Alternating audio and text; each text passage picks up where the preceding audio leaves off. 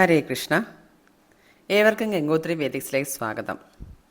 നമ്മളുടെ നാരായണീയ പഠനത്തിൻ്റെ ദശകം 3 ഭക്തി പ്രാർത്ഥനയിൽ 6-ാമത്തെ ശ്ലോകം വരെ നമ്മൾ പഠിച്ചു കഴിഞ്ഞു. ഇന്ന് നമ്മൾ പഠിക്കുന്നത് 7-ാമത്തെ ശ്ലോകമാണ്. നമുക്ക് ശ്ലോകം എന്താണെന്ന് നോക്കാം. വിധൂയ ക്ലേശാൻ മേ കുരുചരണയുഗ്മം ധൃതരസം ഭവക്ഷേത്രപ്രാപ്തൗ കരമപി ച തേ പൂജനവിധൗ ഭവന്മൂർത്യാ ലോകേ നയന മഥതേ പാദതുളസീ പരിഘ്രാണേ ഘ്രാണം ശ്രവണമപി തേ ചാരുചരിതേ. ഇനി ഈ ശ്ലോകത്തിൻ്റെ സന്ധിവിച്ഛേദം നോക്കാം. വിധൂയ ക്ലേശാൻ മേ കുരു ചരണയുഗ്മം ധൃതരസം ഭവത്ക്ഷേത്രപ്രാപ്തൗ കരം പ്ലസ് അപി ച തേ പൂജനവിധൗ ഭവന്മൂർത്യാ ലോകേ നയനം പ്ലസ് അഥ തേ പാദതുളസീ പരിഘ്രാണേ ഘ്രാണം ശ്രവണം പ്ലസ് അപി തേ ചാരുചരിതേ. സന്ധിവിച്ഛേദം കഴിഞ്ഞു. ഇനി നമുക്ക് പദച്ഛേദം നോക്കാം. ചരണയുഗ്മം ചരണയുഗ്മം ധൃതരസം ധൃതരസം ഭവത്ക്ഷേത്രപ്രാപ്തൗ ഭവത് ക്ഷേത്രപ്രാപ്തൗ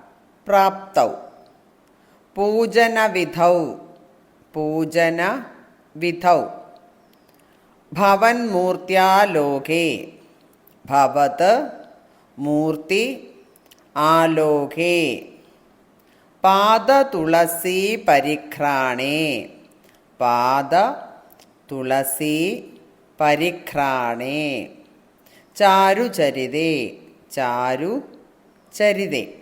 പദച്ഛേദവും കഴിഞ്ഞു. 7-ാമത്തെ ശ്ലോകത്തിൻ്റെ അർത്ഥം എന്താണെന്ന് നോക്കിയാലോ. എൻ്റെ ഗുരുവായൂരപ്പ, എൻ്റെ ഈ ദുരിതങ്ങളെല്ലാം മാറ്റി എൻ്റെ കർമ്മേന്ദ്രിയത്തിനും ജ്ഞാനേന്ദ്രിയത്തിനും ഭഗവാനെ ഭജിക്കുവാൻ താല്പര്യം ജനിപ്പിച്ചു തരണമേ. ഇതാണ് ഇവിടെ ഭട്ടതിരിപ്പാട് പ്രാർത്ഥിക്കുന്നത്.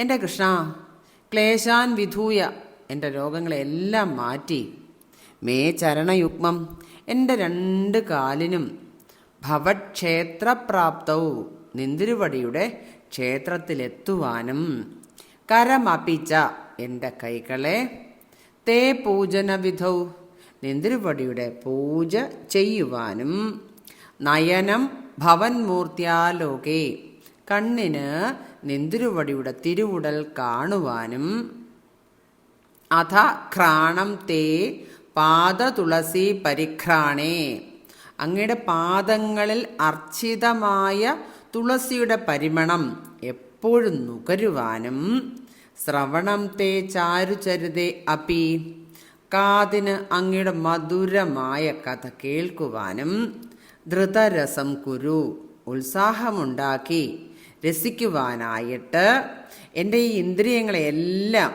ഭഗവാനിൽ താല്പര്യം ജനിപ്പിച്ച് തരണമേ എന്നാണ് ഭട്ടതിരിപ്പാട് ഇവിടെ പ്രാർത്ഥിക്കുന്നത്. ഭക്തിക്ക് 5 പ്രകാരത്തിൽ പ്രാർത്ഥനയുള്ളതായി പറയുന്നുണ്ട്. ശ്രവണം, കീർത്തനം, പാദസേവനം, അർച്ചനം, വന്ദനം ഇവയൊക്കെയാണ്. നമ്മുടെ മനസ്സും ജ്ഞാനേന്ദ്രിയങ്ങളും കർമ്മേന്ദ്രിയങ്ങളും ഭഗവത് ഭക്തിയുടെ മാധുര്യം ഒന്നു മാത്രം ലക്ഷ്യമാക്കി വ്യാപരിച്ചു കൊണ്ടിരിക്കണം. അത് സാധിക്കണമെന്നുണ്ടെങ്കിലോ, എൻ്റെ കൃഷ്ണ ഗുരുവായൂരപ്പ, നിൻ്റെ കരുണയില്ലാതെ ഒന്നും സാധിക്കുകയില്ല. നിൻ്റെ കാരുണ്യമുണ്ടെങ്കിലേ എനിക്കിതൊക്കെ സാധിക്കുകയുള്ളൂ. അപ്പോൾ അതിനുവേണ്ടി പ്രാർത്ഥിക്കുന്നതാണ് ഭട്ടതിരിപ്പാട് ഈ ശ്ലോകത്തിൽ. അത് നമുക്ക് മനസ്സിലാക്കിച്ച് തരികയാണ് ഭട്ടതിരിപ്പാട്.